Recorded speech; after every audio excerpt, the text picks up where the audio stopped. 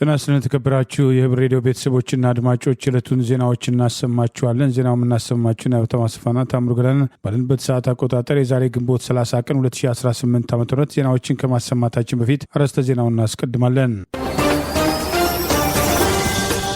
የፋኖ የተጠናከረ ጥቃትና የአገዛዙ አድማ ብተና አዛዥ መደምሰስ፣ የፋኖ ማስጠንቀቂያና ወልዲያ፣ ምክክሩና ትግራይ፣ ዩኒቨርሲቲ ተማሪዎች ተቃውሞ፣ የተደመረው ኢሰማኮና ሪፖርቱ፣ የሐሰት መረጃውና የአርበኛ ዘመነ ካሴ፣ ክልከላዊና የኢራን ብሔራዊ ቡድን የሚሉና ሌሎችም ወቅታዊ ዜናዎች ያሉን ዝርዝሩን እንሆ።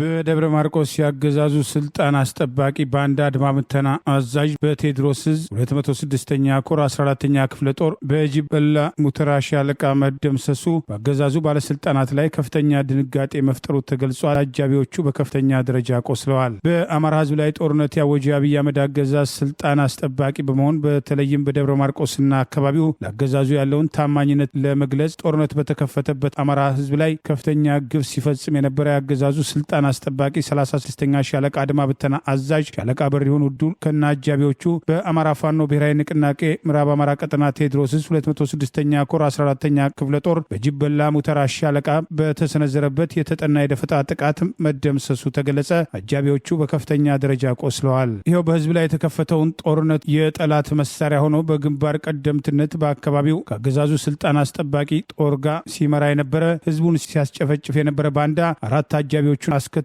ከ23 የአብይ አገዛዝ ስልጣን አስጠባቂ ሰራዊት አባላት ጋር ከደብረ ማርቆስ ወደ ሊባኖስ እየተንቀሳቀሰ በነበረበት ወቅት የቦ ማርያም አካባቢ ፋኖ የደረሰውን ወታደራዊ መረጃ መሰረት አድርጎ በተጠና የደፈጣ ጥቃት ድል መቀዳጀቱን ገልጿል። የምስራቅ ጎጃም አስተዳዳሪ ዋለ አባተ በባንዳው አጋሩ ላይ የደረሰው ድንገተኛ ጥቃት አስደንግጦት በአደባባይ ሲያለቅስ እንደነበር የጠቀሰው ቴዎድሮስ ዕዝ ግኝት መምሪያ የደብረ ማርቆስ ከተማ አስተዳደር ከንቲባ፣ የብልጽግና ሹማምንትና የስርዓቱ አጫፋሪዎች ደረት እየደቁ በደብረ ማርቆስ ሆስፒታል በነፍስ ውጭ በነፍስ ግቢ በማጣጣር ላይ የነበሩት የዚሁ ሻለቃ በሪውን ውዱ አጃቢዎች ግዛት ወርቁ፣ ሰጠኛ ለምነህ፣ ጌታ ሰው፣ ታደሰ ማሙሽ፣ አዳነ ፈለቀ፣ ጌታቸው መሐመድ አህመድ ህይወታቸው በደብረ ማርቆስ ሆስፒታል መታደግ ባለመቻሉ ወደ ጥቁር አንበሳ መዛወራቸውን ጭምር ይኸው መረጃ ጠቅሷል። ሁሴን ያሲር የደብረ ማርቆስ ሆስፒታል የሚገኝ ከባድ ቁስለኛ፣ ፋሲል ሲሳይ ቀላል ቁስለኛ ሲሆኑ በዚህ ሰዓት የደብረ ማርቆስ ከተማ ነዋሪዎች በጀግኖች ልጆቻቸው ጀብዱ በሐሴት እየቦረቁ ይገኛሉ በማለት ከጠላት ጋር ተሰልፈው ህዝብን ሲገልና ሲያስገድል በነበረው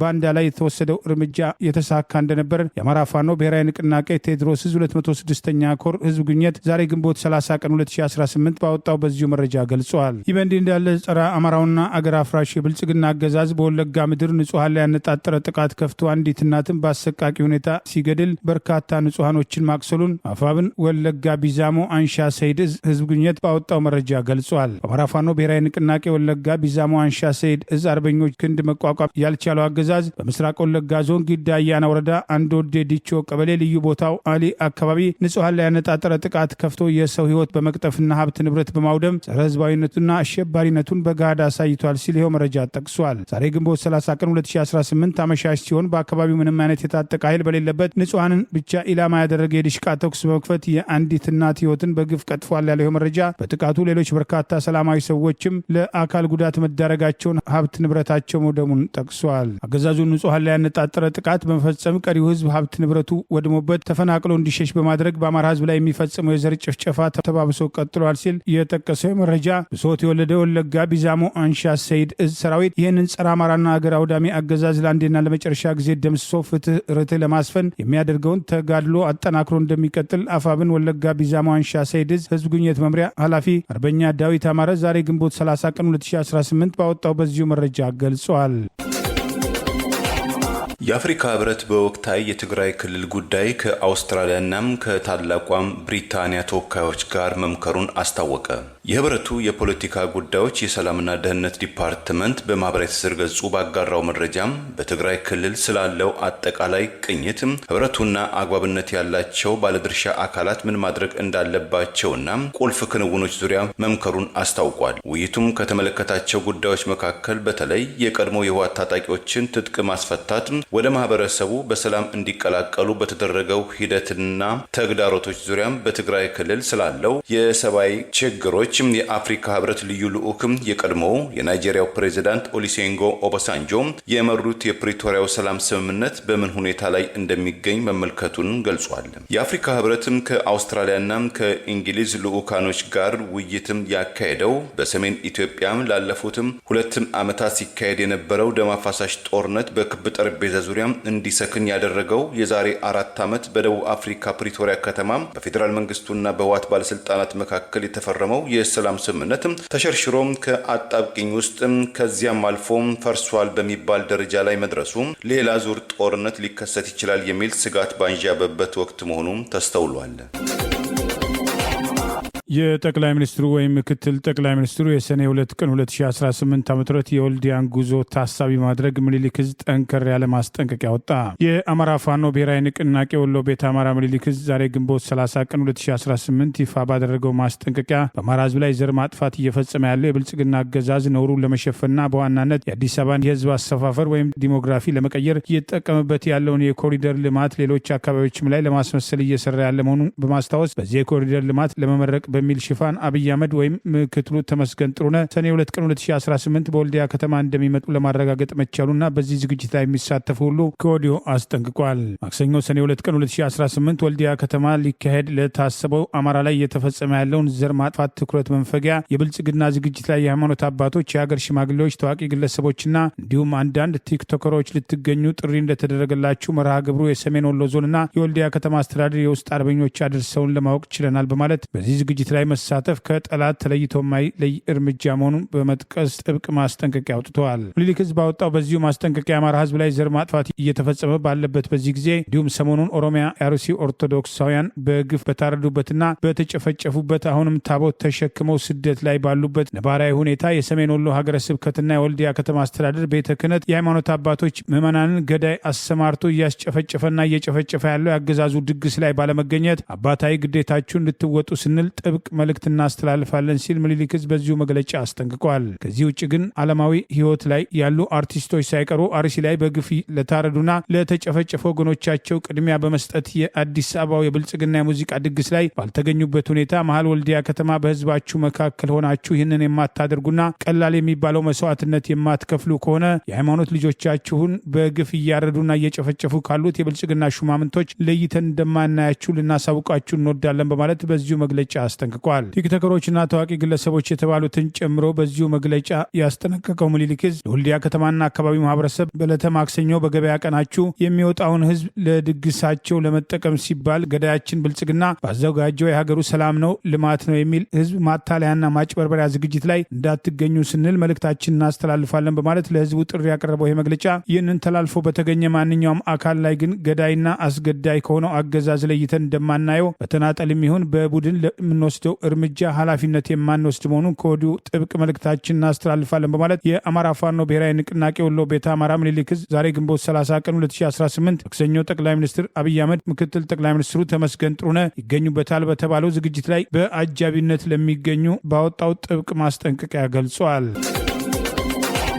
በአማራ ክልል የባህር ዳር ዩኒቨርሲቲ ተማሪዎች በኦሮሚያ ክልል በአሩሲ ዞን በተፈጸመው ጥቃት በሰልፍ ፍትህ የጠየቁ የመጀመሪያዎቹ ተማሪዎችም ሆኑ። በኦሮሚያ ክልል ምስራቅ አሩሲ ዞን ሀገረ ስብከትም ስር በሚገኙትም የአስኮም፣ ሸርካም፣ ሆንቄሎ፣ ዋቢና ሙኔሳ ወረዳዎች በንጹሐን ምዕመናን በቤተ ክርስቲያን ላይ በተፈጸመው ጥቃት በመቃወም የባህር ዳር ዩኒቨርሲቲ ተማሪዎች ድምጻቸውን ከፍ አድርገው በትላንትናው ዕለትም ፍትህ በመጠየቅ በቅጥር ግቢያቸው ውስጥ የተቃውሞ ሰልፍ ማካሄዳቸውም ታውቋል። እነዚህ ምዕመናን ወጣቶችን እኛም የአቡነ ጴጥሮስ ልጆች ነን፣ የአባቶቻችን ሃይማኖት በጽናት እንጠብቃለን በማለት ለተጎዱ ወገኖች ፍትህ እንዲሰጥም ጥያቄ ማቅረባቸውም ታውቋል።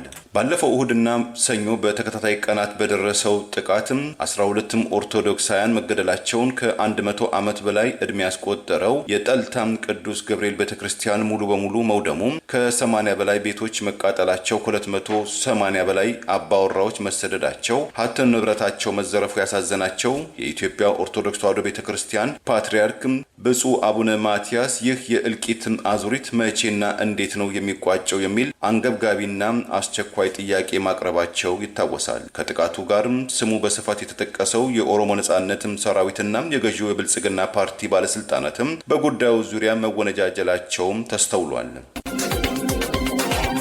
የቡልጋ ክፍለ ጦር አገዛዙ በካድሬዎቹ አማካኝነት የሞላውን የይስሙላ ምርጫ ኮረጆ ለማጓጓዝ ባሰማራው ስልጣን አስጠባቂ ኃይል ላይ ለሰዓታት በቆየ ውጊያ ድል መቀዳጀቱን ገለጸ። ስልጣን አስጠባቂው ኃይል ከፍተኛ ሰብአዊና ቁሳዊ ኪሳራ ማስተናገዱን ገልጿል። የአማራ ፋኖ ብሔራዊ ንቅናቄ አፋብን ሸዋ ጠቅላይ ግዛት አሳምነው ዕዝ ከሰም 2ኛ ኮር የቡልጋ ክፍለ ጦር የፋኖ አባላት የአብይ አህመድ አገዛዝ የድራማ ምርጫ በካድሬዎቹ አስቀድሞ የሞላውን ኮረጆ ከመተብላ ከተማ ወደ አዲስ አበባ በምንጃር ለመውሰድ በአሰማራው ያገዛዙ ስልጣን አስጠባቂ ኃይል ላይ የተጠና ወታደራዊ እርምጃ በመውሰድ 8 ሰዓት በፈጀ ውጊያ ጠላት ከፍተኛ ሰብአዊና ቁሳዊ ኪሳራ ማስተናገዱን ፋኖ ድል መቀዳጀቱን አስታውቋል። የአፋብን ሸዋ ጠቅላይ ግዛት አሳምነው ዕዝ ህዝብ ግንኙነት መምሪያ ዛሬ ግንቦት 30 ቀን 2018 ይፋ ባደረገው በዚህ መረጃ ከምንጃር አረርቲ ከተማ አድርጎ ወደ መተብላ ከተማ ለመግባትና አገዛዙ አስቀድሞ በካድሬዎቹ የሞላውን የምርጫ ኮረጆ ይዞ ለመውጣት ያደረገው ሙከራ በቡልጋ ክፍለ ጦር ተገርፎ እንዳሰበው ሳይሳካለት መቅረቱን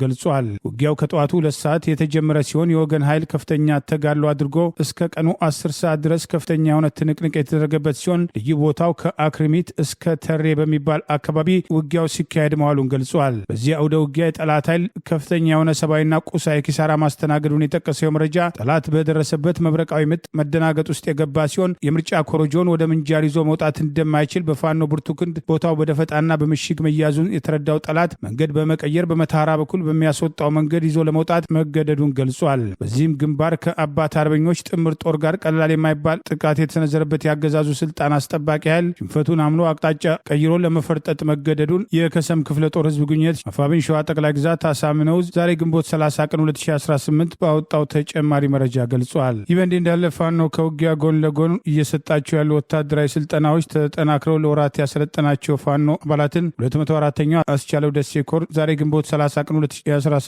ማስመረቁን ጎንደር ጠቅላይ ግዛት በላይዝ ህዝብ ግንኙነት ባወጣው መረጃ አስታውቋል። የአማራ ፋኖ ብሔራዊ ንቅናቄ ጎንደር ጠቅላይ ግዛት በላይዝ 204ኛ አስቻለው ደሴ ኮር እቴጌ ጣይቱ ክፍለ ጦር ለወራት ያሰለጠናቸውን የፋኖ ሰራዊት አባላት ዛሬ ግንቦት 30 ቀን 2018 ዓ.ም በደማቅ ስነ ስርዓት ማስመረቁን ገልጿል። በምረቃ ስነ ስርዓቱ ላይ የእዝ የኮርና የክፍለ ጦር ከፍተኛ አመራሮች፣ ጥሪ የተደረገላቸው እንግዶች፣ የሃይማኖት አባቶች፣ የሀገር ሽማግሌዎች፣ ወጣቶችና የአካባቢው ማህበረሰብ መገኘታቸውን የኮር ዋና አዛዥ ሜጀር ጀነራል ተሾመ አበባውን ጨምሮ ከፍተኛ አመራሮች በዚህ የፋኖች ምርቃት ላይ መገኘታቸውን አፋብን ጎንደር ጠቅላይ ግዛት በላይዝ 204ኛ አስቻለው ደሴ ኮር የህዝብ ግንኙነት መምሪያ ዛሬ ግንቦት 30 ቀን 2018 ባወጣው በዚሁ መረጃ ገልጿል። በዕለቱ የተገኙ የክብር እንግዳ ባስተላለፉት መልእክት ይህ የፋኖ የኮማንዶ ኃይል የአማራን ህልውና ከማስከበር ባለፈ ለህዝብ መከታና ጋሻ በመሆን ትልቅ አቅም የሚፈጥርና ጠንካራ አሸናፊ ኃይል ነው ሲሉ መናገራቸው ተጠቅሷል። ተመራቂዎቹ በቆይታቸው ወቅት የወታደራዊ ስልጠና ንድፈ ሀሳብ ከተግባራዊ ልምምድ ጋር በማጣመር በቂ ዝግጅት ማድረጋቸው የተገለጸ ሲሆን በምረቃ ስነ ስርዓቱም የሰለጠኑበትን ጥበብና ወታደራዊ ዝግጁነታቸውን የሚያሳዩ የማርሽ ትርኢቶችና ልዩ ልዩ ትዕይንቶች ማቅረባቸውን ይኸው መረጃ ጠቅሷል። ይህ በእንዲህ እንዳለ ጀግናው ለአማራ ህዝብ ህልውና እየታገለ ሸለቆ መድኃኔዓለም ወረታ ላይ በተደረገ ውጊያ የጠላትን ምሽግ በመስመር ለረጅም ሰዓታት ውጊያ ካደረገ በኋላ በክብር መሰዋቱ ተገለጸ። የአማራ ፋኖ ብሔራዊ ንቅናቄ ጎንደር ጠቅላይ ግዛት በላይዝ ሜጀር ጀነራል ባንታ ባታ አንደኛ ኮር ጣና ገላውዲዮስ ክፍለ ጦር ህዝብ ግንኙነት ይፋ እንዳደረገው ዛሬ ግንቦት 30 ቀን 2018 ዓ.ም አርበኛ ሰለሞን ጋሻው የነበልባሉ 23ኛ ክፍለ ጦር ሰብሳቢ ግንቦት 24 ቀን 2018 ዓ.ም በዘመቻ አርበኛ ሰማዕት ሙሉቀን አለኝ የተሰየመውን ዘመቻ እየመራ ከአብይ አገዛዙ ስልጣን አስጠባቂ ሰራዊት ጋር ሸለቆ መድኃኔዓለም ወረታ ላይ በተደረገ ውጊያ የጠላትን ምሽግ በመስበር ለረጅም ሰዓታት ውጊያ ካደረገ በኋላ በክብር መስዋዕቱን አስታውቋል። አርበኛ ሰለሞን ጋሻው የነበልባሉ 23ኛ ክፍለ ጦር ሰብሳቢ በሆነበት ሰዓት ክፍለ ጦሩን በማደራጀትና በማዘመን ትልቅ አስተዋጽኦ በማበርከት ወታደራዊ መዋቅር በመስራት አኩሪ ጀብዶችን በመስራት የመሪነት ሚናውን የተወጣ የልጅ አዋቂ መሪ እንደነበርም ይኸው መረጃ ጠቅሷል። የጣና ገላውዲዮስ ክፍለ ጦር ለአጋር ክፍለ ጦራችን ስራ አስፈጻሚዎችና ሰራዊት ሁሉ መጽናናትን እየተመኘ ሰማዕቱ አርበኛ የመጀመሪያውን ተቋምን የመጠበቅ ሰራዊትን የማሰልጠንና መርህን የማክበር እሴቶችን አጠናክረን መጠበቅና ዓላማውን ማሳካት እንዳለብን እናምናለን በማለት አፋብን ጎንደር ጠቅላይ ግዛት በላይዝ ሜጀር ጀነራል ባንታ ባታ አንደኛ ኮር ጣና ገላውዲዮስ ህዝብ ግንኙነት ኃላፊ አርበኛ ፍቅሩ ባየ ዛሬ ግንቦት 30 ቀን 2018 በፎቶግራፍ አስደግፎ ባወጣው በዚሁ መረጃ ገልጿል። ክብር ለሰማዕታቱ። በማዕከላዊ ኢትዮጵያ ክልል በጉራጌ ዞን በአሻጌ ወረዳም ቁሊቲ ቀበሌ 2 ገበሬ ማህበር በትላንትናው ዕለት የታጠቁ ኃይሎች 3 የአካባቢ ነዋሪዎችን በኃይል አፍነው መውሰዳቸውን የቀበሌው አስተዳዳሪ እና ነዋሪዎችም ለመገናኛ ብዙሃን ገለጹ። ቲክታክ ኢትዮጵያ እንደዘገበው የቁሊቲም 2 ቀበሌ አስተዳዳሪ የሆኑት አቶ አለሙ ከድር በሰጡት መግለጫ ታጣቂ ቡድኑ ከምርጫ ማግስት በአካባቢው ጥቃት ፈጽሞ የአንድ ሚሊሻ ህይወት ማለፉን ገልጸው ከቀናት በኋላ ደግሞ ባለፈው ግንቦት 28 2018 ዓ.ም በድጋሚ ታጥቆ በመግባት ምሽት 1 ሰዓት ከ20 አካባቢ አቶ ታደሰ አባም፣ አቶ ደሳለኝ ጴጥሮስ፣ አቶ ጉሽ ገብረ ማርያም የተባሉ 3 ነዋሪዎችን ከመኖሪያ መንደራቸው አፍነው ወስደዋቸዋል ብለዋል። ታጣቂዎቹ የአካባቢው ተወላጆችና ከሌሎችም ታጣቂዎች ጋር ግንኙነት ያላቸው ስለመሆናቸው የገለጹት አቶ አለሙ ስለ ጉዳዩ ለወረዳውና የዞኑ ኮማንድ ፖስት ማስታወቃቸውንም አክለዋል። ሌሎች 2 የአካባቢው ነዋሪዎችን በበኩላቸው በሰጡት አስተያየት ታጣቂ ቡድኑ ባለፉት ዓመታት ተመሳሳይ እገታና ግድያ ሲፈጽም መቆየቱን ገልጸው እነዚህን ግለሰቦችም ካገቱ በኋላ በእያንዳንዳቸው 1.5 ሚሊዮን ብር መጠየቃቸውንም ገልጸዋል። ከእገታው ጋር በተያያዘም ከበላይ አካላትም ተጨማሪ መረጃ ለማግኘትም የተደረገው ተደጋጋሚ ሙከራም አለመሳካቱም ተገልጿል።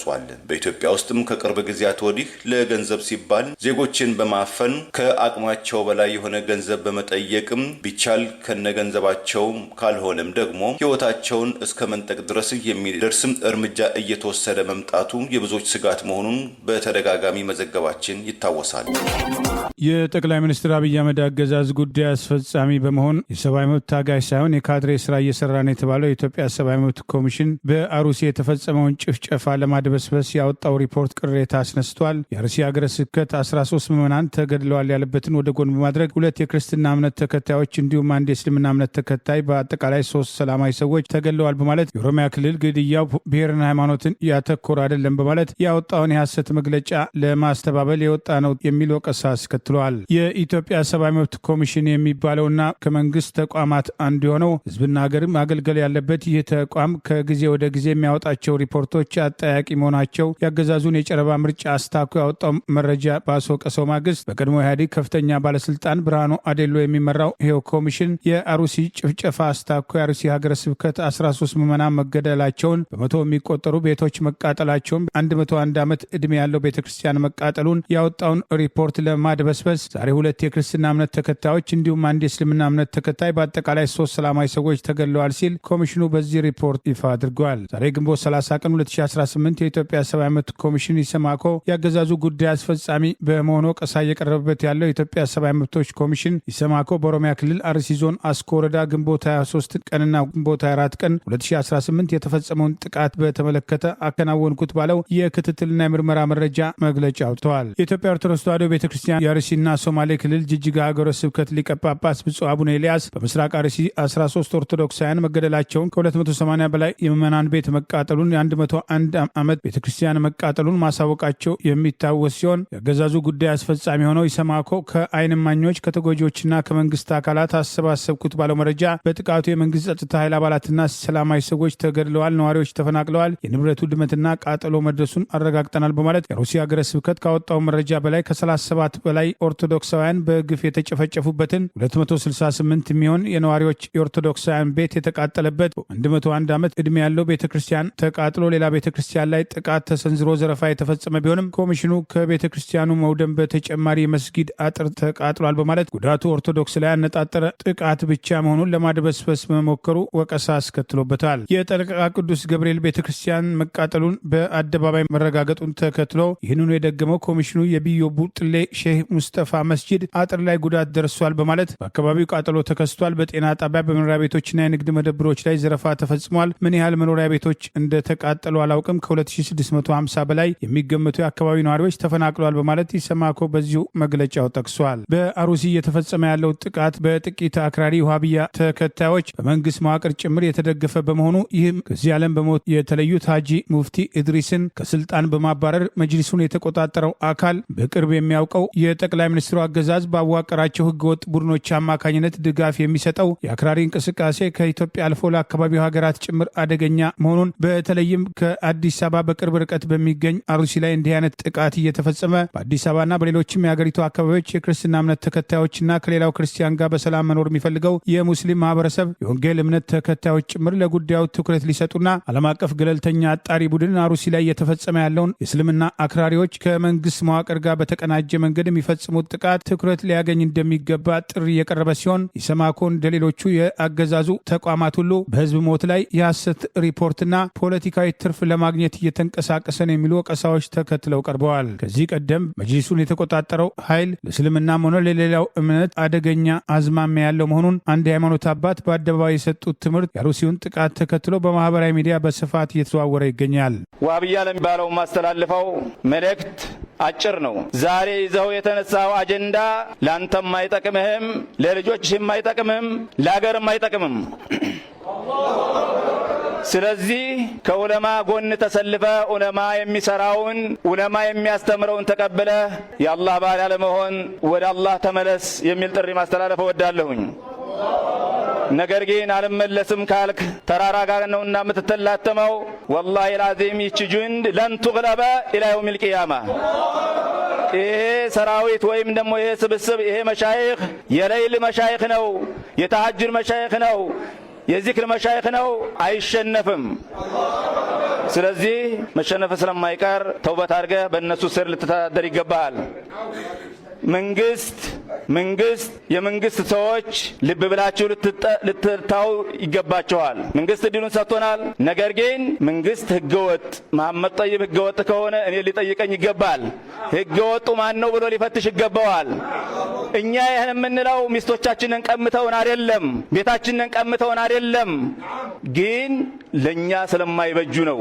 ለሙፍቲ ያልበጀ ላንተም አይበጅህም፣ ለሙፍቲ ያልበጀ ለመንግስትም አይበጅም። ስለዚህ አርዶል ሂጃዝን ሰዑዲ ያስባለው ማን ነው ከተባለ ማን ነው? ስለዚህ ኢትዮጵያም መጅሊሱን ከተቆጣጠሩ በኋላ መጅሊሱ ላይ ቁጭ ብለው ዝም ብለው የሚጠብቁ እንዳይመስል መንግስት። በኢትዮጵያ ውስጥ ማዘዣ መድኃኒቶችን ደጋግሞ መስጠትን የሚከለክል መመሪያም ጸደቀ። ታካሚዎች በታዘዘላቸው መመሪያ መሰረት መድኃኒት በአግባቡ አለመጠቀማቸው ለሱስ የማጋለጥም ስጋት ማሳየታቸውን ወይም የሕክምና ውጤታማነትም ማጣት እንደገጠማቸው ሲታወቅ የመድኃኒት ባለሙያዎች መድኃኒቱን በድጋሚ ከመስጠትም ተቆጥበው ታካሚውን ወደ ታከመበት ሐኪም ቤት እንዲላክ የሚያስገድድ መመሪያ በስራ ላይ መዋሉም ታወቀ። በኢትዮጵያ ምግብና መድኃኒት ባለስልጣን ዋና ዳይሬክተር ሄራን ገርባም በተያዘው ግንቦት ወር ጸድቆ በስራ ላይ የዋለው አግባባዊ የመድኃኒት አጠቃቀም መመሪያ ቁጥር 1138/2018 ከ7 ዓመት በፊት በተመሳሳይ ስም ጸድቆም እስካሁን ጸንቶ የቆየው መመሪያ ላይ ማሻሻያዎች ያደረገም ሲሆን አዲስ ድንጋጌዎችም ማካተቱም ታውቋል። ከተካተቱት አዳዲስ ድንጋጌዎች መካከል ኤሌክትሮኒክስ የመድኃኒት ማዘዣ ስለመጠቀም፣ የጸረ ተዋሲያን መድኃኒቶችን በተዋሲያን መላመድን መከላከልና መቆጣጠር፣ እንደዚሁ መድኃኒትን በድጋሚ ስለማደል የተመለከቱ አንቀጾችም ተገኝተውበታል። በአዲሱ መመሪያ መሰረት መድኃኒት በድጋሚ ስለማደል በሰፈሩት ድንጋጌዎች ማንኛውም የመድኃኒት ባለሙያ መድኃኒት በአንድ ማዘዣ እንደገናም ለማደል የሚችለው የሕክምና ባለሙያ በመድኃኒት ማዘዣው ላይ በድጋሚ ማደል እንደሚችል የገለጸ እንደሆነ ብቻ መሆኑን፣ እንዲሁም ማንኛውም የመድኃኒት ባለሙያ መድኃኒት በድጋሚ ሲያደል በመድኃኒት ማዘዣው ላይ ከተገለጸው መድኃኒት አይነትም የአወሳሰድ መንገድ፣ መጠን፣ ብዛት ወይም ድግግሞሽ የተለየ ማደል እንደሚያይችል ተገልጿል። ከዚህም በተጨማሪ የመድኃኒት ባለሙያ መድኃኒት በድጋሚ ሲያድል ታካሚው መድኃኒቱን በአግባቡ አለመጠቀም፣ በመድኃኒቱ ሱሰኝነት መጋለጥ፣ የታዘዘን መመሪያ አለመከተል፣ የሕክምና ውጤታማነት ማጣት ወይም የደህንነት ስጋቶችን መኖሩን ሲጠረጥር መድኃኒቱን በድጋሚ ከመስጠት መቆጠብና ታካሚውን ወደሚመለከታቸው የሕክምና ክፍል ወይም ተቋማት መላክ እንደሚኖርበትም ተደንግጓል። አንድ ፋርማሲስት ማንኛውን መድኃኒት በድጋሚ ሲያድል እንደገና ማደሉ የተከናወነበት ቀን፣ በዕለቱ የታደለው መጠንና የሚቀረው ድግግሞሽ የተመለከተ መረጃም በአግባቡ መያዝ እንዳለበትም ታውቋል። የተሻሻለው አግባባዊ የመድኃኒት አጠቃቀም መመሪያም በኢትዮጵያ የጤና ዘርፍ ላይ ትልቅ ስጋት እየሆነ የመጣውን የጸረ ተዋሲያን መድኃኒቶች በተዋሲያን ማለማመድ በእንግሊዝኛው አንቲማይክሮባል ሬዚስታንስ ለመከላከልና ለመቆጣጠር የሚያስችል ጥብቅና አዳዲስ ድንጋጌዎችም ማካተቱም ታውቋል። በአዲሱ መመሪያ ማንኛውም የሕክምና ባለሙያም ክሊኒካዊ ወይም የላቦራቶሪ ምርመራ ማስረጃ ሳይኖረው ለታካሚ የጸረ ተዋሲያን ሕክምና ማስጀመር እንደሌለበት የተደነገገ ሲሆን ሆኖም ለሕይወት አስጊ የሆነ የኢንፌክሽን መኖሩን ከተረጋገጠ ወይም ከተጠረጠረ ሕክምናውን ወዲያውኑ መጀመር እንደሚችልም ተፈቅዷል። በአሩሲ እየተፈጸመ ያለው የሽብር ጥቃት ከአሩሲ አልፎ በሌሎችም የኢትዮጵያ አካባቢዎች አደገኛ እንቅስቃሴ ሊያስከትል እንደሚችል ግልጽ ማሳያ መሆኑን በአካባቢው ያለው ሕዝብ ራሱን እንዲከላከል እንዲታጠቅ በፖለቲከኛ በኩል የቀረበው ጥሪ ትኩረት ሊያገኝ እንደሚገባ ሌላውም ኢትዮጵያዊ የኦርቶዶክስ እምነት ተከታይ ብቻ ሳይሆን በሰላም አብሮ መኖር የሚፈልገው የእስልምና እምነት ተከታይም ሆኖ የወንጌል አማናውያን በአሩሲ የሆነ ያለው ነገር አደገኝነት በአግባቡ ሊገነዘቡ እንደሚገባ ጥሪ የቀረበ ነው። የቀድሞ ጠቅላይ ሚኒስትር ንግግር ጭምር ዋቢ ተደርጎ በስፋት እየተዘዋወረ ነው። በአሩሲ በኦርቶዶክስ እምነት ተከታዮችና በአማራ ብሔር ተወላጆች ላይ እየተፈጸመ ያለው ጥቃት ባለፉት ዓመታት እያደገ መምጣቱን በተደጋጋሚ በመግለጫ ሲያስጠነቅቅ የቆየው እናት ፓርቲ ከፍተኛ አመራር ወጣቱ ፖለቲከኛ ጌትነት ወርቁ ለጠቅላይ ሚኒስትሩ በጻፈው ግልጽ ደብዳቤ በአሩሲ ያለው ችግር አክራሪ እስልምና ያገዛዙ አስተዳደራዊና የጸጥታ መዋቅር መተባበርና በኦነግ ሸኔ ስም የሚንቀሳቀሰው ኃይል የሚፈጽሙት ድርጊት ሲሆን ይህንን አደገኛ እንቅስቃሴ ለመክታት ህዝቡ ሊታጠቅ እንደሚገባ ጭምር ጥሪ ማቅረቡ ትኩረት ሊያገኝ ይገባል የሚሉ አስተያየቶች ተጠናክረው ቀጥለዋል። በአንድ ሀገር የዘር ጭፍጨፋ ከሚፈጸምባቸው መስፈርቶች መካከል ከ7 በላይ የሚሆኑትን ያሟላና በሩዋንዳ የተፈጸመው 1 ሚሊዮን ዜጎችን ህይወት የቀጠፈው ዘር ጭፍጨፋ በኢትዮጵያ ለመካሄድ የቁጥር ብቻ ሁኔታ እንደቀረው በማስታወስ ለጠቅላይ ሚኒስትሩ ፖለቲከኛው በጻፈው ደብዳቤ ላይ ጠቅላይ ሚኒስትሩና አገዛዛቸው በተደጋጋሚ በአሩሲ የሚፈጸሙ ጭፍጨፋዎችና በሌሎች የሀገሪቱ አካባቢዎችም የሚፈጸሙ ማንነትና ሃይማኖት ተኮር ጥቃቶችን አስታኮ ዝምታ ሲመርጥ መቆየቱን በወቀሳ በማንሳት በቅርቡ በጠቅላይ ሚኒስትሩ ጽህፈት ቤት በወጣው መግለጫ ጉዳዩን ለማሳነስ የተሄደበትን ርቀት ወደ ጎን በማድረግ በአሩሲ እየተካሄደ ያለው የዘር ፍጅት 3 አካላት የተባበሩበት መሆኑን ጠቅሶ እነዚህ አካላት ግባቸው የመጨረሻው አደገኛ ደረጃ የተባለውን የዘር ማጥፋት እርምጃ ደረጃ ላይ የደረሰበትን ሁኔታ በማስታወስ አንደኛው ሃይማኖትና የብሔር አክራሪዎችን ይሄኛው ኃይል ምናልባትም ከነ አልሸባብ ጋር ንክኪ እየፈጠረ ይመስላል። ሁለተኛው ሸኔ ወይም ኦሮሞ ነጻነት ሰራዊት ፖለቲካዊ ግቡን ለማሳካት በአካባቢው አማራውና በአጠቃላይ ኦርቶዶክሱን ይፈጃል። ሶስተኛውና አደገኛው የመንግስት መዋቅሩ ነው። ከሁሉም የሚከፋው ይህ ኃይል ነው። ትጥቅ በማስወረድ የመከላከያ ስምሪትን በማወክ በማሳሳት ጥርጊያውን አመቻችቶ በመስጠት ትልቁን ድርሻ ይይዛል። ሰንሰለቱ ከጎጥ እስከ ክልል የተዘረጋ ነው በማለት ገዛዛቸው በዝምታ ሲከታተለ የቆየውና ራሱ የመንግስት መዋቅር ያለበትን የዘር ጭፍጨፋ አስታኮ መፍትሄ ያለውን ጭምር ጠቁመዋል። ለጠቅላይ ሚኒስትሩ በጻፈው ግልጽ ደብዳቤ የአሩሲውን ጭፍጨፋ ለማስቆም መፍትሄው ቀላል ባይሆንም ከባድና ውስብስብ አይደለም በማለት ችግሩን የሚያጣራ እውነተኛ ህዝብ የሚያምንባቸው ገለልተኛ አጣሪ እንዲቋቋም ጠይቆ ፍትህ ካልሰፈነ መግደል ይቀላል፣ የጥቃት ተጋላጮችን በህጋዊ መልኩ ማስታጠቅ፣ ቢያንስ አህያና በሬያቸውን ሸጠው የገዙትን መሳሪያ ለመክፈፍ መላ ዞኑን በኮማንድ ፖስት ስር ማቆየትና መከላከያው ሙሉ የጸጥታ ቁጥጥር እንዲኖረው ማስቻል፣ በረጅሙ ስርዓታዊ አግላይነትን ፖሊሲን ማስወገድ፣ በባለስልጣናት በግለሰቦችና በተለይ የክልል ሚዲያዎች የሚነዙትን የማጥላላትና የማጠልሸት ዘመቻዎችን ማስቆም ይገባል በማለት ወጣቱ ፖለቲከኛ ጥሪ ማቅረቡ ሌሎችም የእምነት አባቶች የኦርቶዶክስ እምነት ተከታዮች ብቻ ሳይሆን የወንጌል አማኞችና ከወገናቸው ጋር በሀገራቸው በሰላም ወጥተው መግባት የሚፈልጉ የእስልምና እምነት ተከታዮች ጭምር በአሩሲ ያለው የሽብር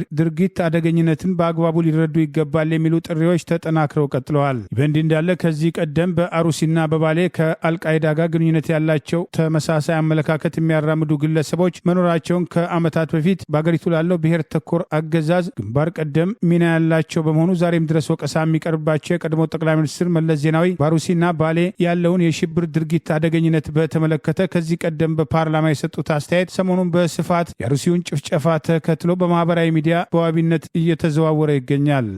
ሰለፊዎች በሙሉ አልቃይዳ ናቸው አይባልም። ይህ ስህተት ነው፣ ወንጀል። ነገር ግን አልቃይዳዎቹ በሙሉ ሰለፊዎች ናቸው። ኢትዮጵያም ውስጥ ለመጀመሪያ ጊዜ የአልቃይዳ ህዋስ ተገኝቷል። አብዛኛው ባሌና አርሲ ይሄ ህዋስ የዚህ ህዋስ አባላት የነበሩት በሙሉ ሰለፊዎች ናቸው። ይሄ ማለት ሰለፊዎቹ ኢትዮጵያ ውስጥ ያሉ ሰለፊዎች አልቃይዳ ናቸው ማለት አይደለም። በጣም የሚበዙት አይደሉም። በተመሳሳይ መልኩ አንዳንድ የሰለፊ እምነት ሰለፊ አንዳንዶቹ ወሃቢ የሚሏቸዋል። ትክክለኛ አገላለጽ ላይሆን ይችላል ወሃቢ የሚለው ቃል። እነዚህ ሰለፊዎቹ በተለያየ መንገድ ኢትዮጵያ ውስጥ አብዛኛው ህዝብ ሙስሊም ነው። ስታቲስቲክስ ያቀረበው መረጃ ውሸት ነው። አብዛኛው ህዝብ ሙስሊም ስለሆነ የእስላም መንግስት ነው መቋቋም ያለበት የሚል ቅስቀሳ በሰፊው ነው የሚካሄደው። በእነዚህ አክራሪዎች በሙስሊሙና በክርስቲያኑ መካከል የቆየው መቻቻል ማውገዝ ማጥፋት ነው ስራው። አንዳንዶቹ ሰለፊዎች፣ ሁሉም አይደሉም።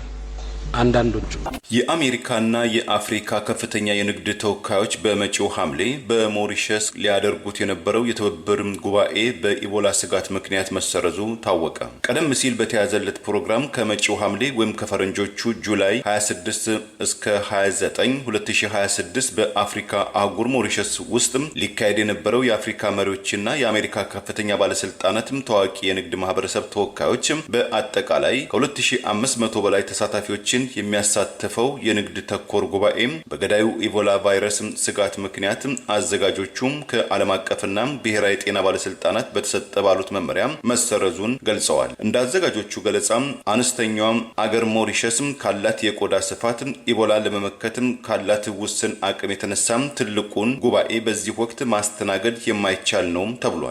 ፕሮግራሙን የሚያካሄደው ኮርፖሬት ካውንስል ኦን አፍሪካ የተባለው ተቋም ፕሬዚዳንት ፍሎሬ ሌሰር የሁሉም ሉካን ቡድኖች መሪዎችና ተሳታፊዎች ደህንነትና ጤንነት ቅድሚያ የሚሰጠው በመሆኑ ውሳኔው ከባድ ቢሆንም ጉባኤውን ማቋረጣችን ትክክለኛና አግባብ ያለው ውሳኔ ነው ብለውታል። ሞሪታኒያ ይህንን ስብሰባ ማገዷና ባለፉት 21 ቀናት በዲሞክራቲክ ሪፐብሊክ ኮንጎ በኡጋንዳና በደቡብ አፍሪካ የነበሩ ትራንዚት የሚያደርጉ የውጭ አገር ዜጎች ወደ ግዛቷም ለጊዜው እንዳይገቡ የአገሪቱ ዜጎች ወይም ህጋዊ መኖሪያ ፍቃድ ያላቸው የውጭ አገር ዜጎች ተማሪዎች ለ21 ቀናት በለይቶ ማቆያ ማዕከል ኳራንቲን ውስጥ እንዲቆዩ የሚያደርግ አዲስ መመሪያ የአገሪቱ ካቢኔት ከማውጣቱ ጋርም ተያይዟል። ከኢቦላ ስጋት ጋር በተያያዘ ከግንቦት ወይም ከፈረንጆቹ ሜይ 28 እስከ ግንቦት 31 2021 በኒው ዴልሂ ህንድ ሊካሄድ የነበረው መሪዎችና ባለድርሻ አካላትን የሚያሳትፈው የአፍሪካና የህንድ አራተኛው ጉባኤ እንደዚሁ በኢቦላ ወረርሽኝ ስጋት መሰረዙ መዘገባችን ይታወሳል።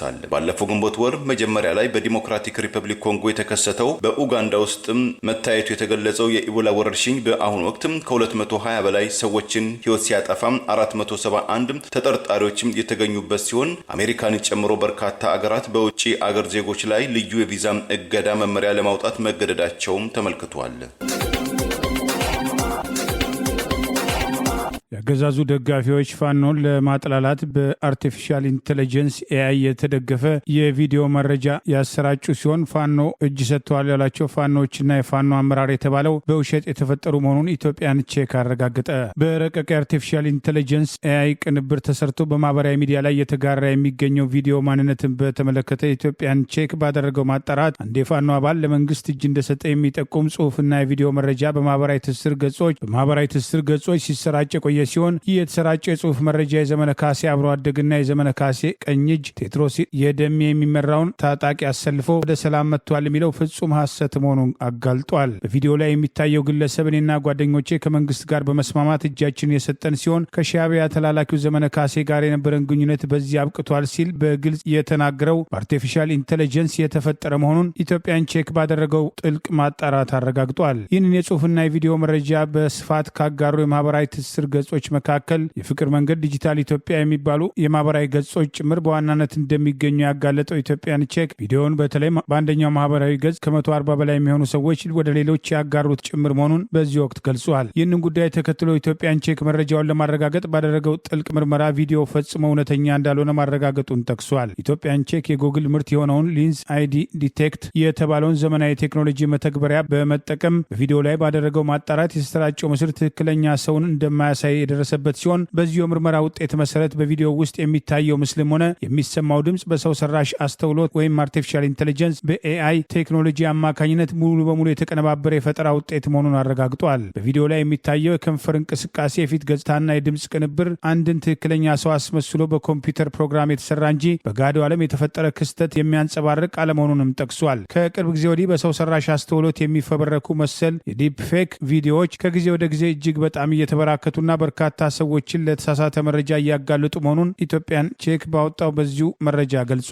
አጥፊና አሳሳች መረጃ አሰራጭ አካላት እነዚህን እጅግ ዘመናዊ የሆኑ የቴክኖሎጂ ውጤቶችን በመጠቀም እውነተኛ የሚመስሉ ነገር ግን ፈጽሞ ያልተፈጠሩ ክስተቶችን በመፍጠር ህብረተሰቡን በማሳሳት ላይ እንደሚገኙ ገልጾ ይህ አይነቱ ቴክኖሎጂ የፖለቲካው ውዥንብር ለመፍጠር የተሳሳቱ ትርክቶችን ለማራመድና የሰዎችን ስነ ልቦና ለመጉዳት ሆን ተብሎ የሚሰራጭ አደገኛ የሐሰት መረጃ ስርጭት መሳሪያ መሆኑን ጠቅሷል። በተለይም አሁን ባለበት ወቅት የፖለቲካ የፖለቲካና የጸጥታ ሁኔታዎችን መሰረት በማድረግ ግለሰቦች ያልተናገሩትን እንደተናገሩ አድርጎ በማቅረብ ህብረተሰቡ የተዛባ መረጃን አምኖ እንዲቀበል ማድረግ የተለመደ የማጭበርበር ስልት መሆኑን ኢትዮጵያን ቼክ ባወጣው በዚሁ መረጃ ገልጿል። ሰዎች እውነተኛ ቪዲዮ እየተመለከቱ እንደሆነ በማሰብ እንዲታለሉና የተዛባ መረጃ ለሌሎች በማጋራት በማህበረሰብ ውስጥ አለመተማመንን መፍጠር የዚህ አይነቱ ተግባር ዋና ዓላማ መሆኑን የጠቀሰው መረጃ የማህበራዊ ሚዲያ ተጠቃሚዎች ይህንን እያደገ የመጣውን የሰው ሰራሽ አስተውሎት አደጋ በሚገባ ተገንዝበው ከፍተኛ ጥንቃቄ እንዲያደርጉ እንመክራለን ሲል ገልጿል። ማንኛውም አጠራጣሪና ተአማኒ ያልሆኑ የመረጃ ምንጮች ወይም ግለሰቦች የሚያጋሩት ምስልና የቪዲዮ መረጃዎች ልክ እንዳዩት ከማመናችንና መልሰን ለሌሎች ከማጋራታችን በፊት ተገቢውን ማጣራት ማድረግ አለብን ማለት የገዛ ማህበራዊ ሚዲያ ፈቀላጤዎች አርበኛ ዘመነ ካሴን ለመወንጀል ያሰራጩት ቪዲዮና በቪዲዮ ላይ የሚናገረው ግለሰብ በውሸት የተፈጠሩ መሆናቸውን እዚሁ መረጃ ተጋልጧል። ኢራን ዋሽንግተን የኢራን እግር ኳስ ተጫዋቾችን በዓለም ዋንጫ ላይ እንዲሳተፉ ፍቃድ እንደተሰጣቸው ካረጋገጠች ከጥቂት ሰዓታት በኋላም አሜሪካ ለብሔራዊ ቡድኗ ልዑካን ቪዛም ከልክላለች ስትል ቴህራን ከሰሰች። በርካታ የዓለም አቀፍ ጋዜጠኞች ወደ አሜሪካ የመግቢያ ቪዛም እንደታገዱ ወይም ቪዛቸው እንደዘገየም ቅሬታም ተሰማ። የአሜሪካ ባለስልጣናት አርብ ዕለትም ኢራን እንደ ፈረንጆቹ አቆጣጠር በሰኔ 8 2018 በሎስ አንጀለስ ከምታካሄደው ጨዋታ 10 ቀናት ቀደም ብሎ ለሁሉም ተጫዋቾቿና አስፈላጊ ለሆኑ የድጋፍ ሰጪ ሰራተኞች ቪዛ መስጠቷን አስታውቋል። ኢራን ይህንንም ስርዓት በመጠቀም አሸባሪዎችን ወደ አሜሪካ ለማስገባትም እንድትጠቀም እንደማይፈቀድላትም ተነግሯል። በቱርክ የሚገኘው የኢራን ኤምባሲ አሜሪካ ለአብዛኞቹ የኢራን የአስተዳደርና የስራ አስፈጻሚ ሰራተኞችና የቴክኒካል አማካሪዎች ቪዛ በመከልከሏም በስፖርቱ ላይ ፖለቲካዊ ጣልቃ ገብነትም ተፈጽሟል ሲል የዋሽንግተን አስተዳደርን ከሷል። ከኢራን መንግስትም ቅርብ ግንኙነት ያላቸው መገናኛ ብዙሃን የእግር ኳስ ፌዴሬሽኑ ኃላፊ ምክትላቸውና የሚዲያ ዳይሬክተርን ጨምሮ 15 ያስተዳደሩ ባለስልጣናት ወደ አሜሪካ እንዳይገቡ ከተከለከሉት መካከል መሆናቸውንም ጠቅሰዋል።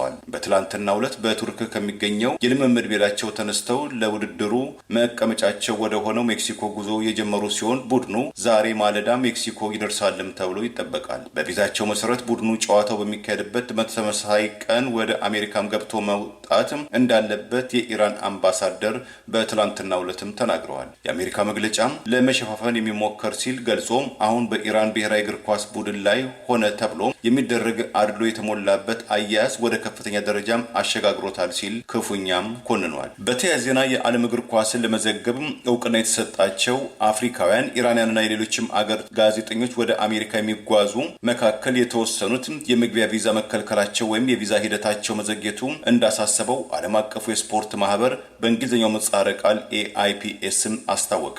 የማህበሩ ፕሬዚዳንት ጄኔኒ ሜርሎ ለዓለም እግር ኳስ ፌዴሬሽን ፊፋ ዳይሬክተር በላኩት ደብዳቤ የብሔራዊ ቡድኖችን እንቅስቃሴ በአሜሪካ፣ በካናዳና በሜክሲኮ ደርሶ መልስም ግጥሚያዎችም ተንቀሳቅሰው ለመከታተል ለመዘገብ ወደ አሜሪካ አንድ መግቢያ ቪዛ ብቻ መሰጠቱ አሳሳቢና ተቀባይነት የሌለው ነው ብለውታል። ጄኔኒ ለፊፋ ባቀረቡት ጉዳይ ዙሪያም ፊፋም በአስቸኳይ ጣልቃም እንዲገባም ጥሪ ማቅረባቸውም ተገልጿል። በደቡብ አፍሪካዊቷ ሞዛምቢክ ውስጥ አንድ ጳጳስ ባልታወቁ ታጣቂዎች በመኖሪያ ቤታቸው ውስጥም ተገድለው ተገኙ። ግድያውን ተከትሎ የአገሪቱ ፕሬዝዳንትና የካቶሊካዊት ቤተክርስቲያን ሊቀ ጳጳሱ አቡነ ሊዮ 14ኛው ሀዘናቸውን ገለጹ። የሞዛምቢክ ጳጳሳት ጉባኤ ፕሬዝዳንት ሊቀ ጳጳስ ኢንሲያም ሱሬ ባወጡት መግለጫ በባህር ዳርቻዋ ዛምቢዚያ ግዛት ዋና ከተማ በሆነችው ኳሊንሴ ሊቀ ጳጳስ የነበሩት የ54 ዓመቱ ጳጳስ ኦሴሪዮ ሲቴሪያ በትላንትናው ዕለት በመኖሪያ ቤታቸው ውስጥ ባልታወቁ ኃይሎች ደረታቸው ላይ በጥይት ተመተው መገደላቸውን፣ የግድያው መንስኤም ገና ያልተረጋገጠ መሆኑን አስታውቀዋል። የሞዛምቢክ ፕሬዝዳንት ዳንኤል ቻፓም ወዲያውኑ ባወጡት መግለጫም በድርጊቱ በእጅጉ ማዘናቸውን፣ የብፁዕነታቸውን ግድያ በሞዛምቢክ ሕዝብ ላይ የተቃጣም አደጋም ታላቅ ውድቀት ነው፣ ብፁዕነታቸው የሰላም የሰብአዊነትና የእርቅም አባት ነበሩ በማለትም ዘክረዋቸዋል። የዛሬ 4 ዓመት ጀምሮ በክህነት ማዕረግም ሲያገለግሉ የነበሩት አቡነ ኦሴሪዮ ባለፈው ዓመት በሮማው ካቶሊካዊት ቤተክርስቲያን ፖፕ ሊዮ 14ኛው የጳጳስነት ማዕረግም የተሰጣቸው ሲሆን በሮማና በኢየሩሳሌም ትምህርታቸው መከታተላቸውም ታውቋል። አቡነ ሊዮ ዛሬ በተካሄደው ጸሎት ፕሮግራም ላይ የብፁዕነታቸውን ዜና እረፍትን ተከትሎ የሐዘን መልእክታቸውን መላካቸውና የሰው ልጆችም ከአመፃናም ከውከት ድርጊትም እንዲታቀቡ ጥሪ ማቅረባቸውን የቫቲካን መገናኛ ብዙሃን ዘግበዋል። ለዛሬ ያሉን ዜናዎች እነዚህ ናቸው። ዜናውን ስታደምጡ ለቆያችሁ የህብር ሬዲዮ ቤተሰቦችና አድማጮች ምስጋናችን ድረሳችሁ። የህብር ሬዲዮ ኦፊሻል የዩቲዩብ ቻናላችንን ሰብስክራይብ ያላደረጋችሁ ሰብስክራይብ በማድረግ በተጨማሪም የደውል ምልክቱን በመጫን የህብር ሬዲዮ ቤተሰብ እንድትቀላቀሉ በአክብሮት እንጋብዛለን። እንደ ወትሮ ሁሉ የህብር ሬዲዮ ቤተሰቦች ፕሮግራሞቻችንን ላይክ በማድረግ ሼር በማድረግ አስተያየቶቻችሁን በመስጠት አብሮነታችሁን ትገልጹ በአክብሮት እንጠይቃለን። በድጋሚ እናመሰግናለን። ጤና ይስጥልን። ቸር እንቆይ።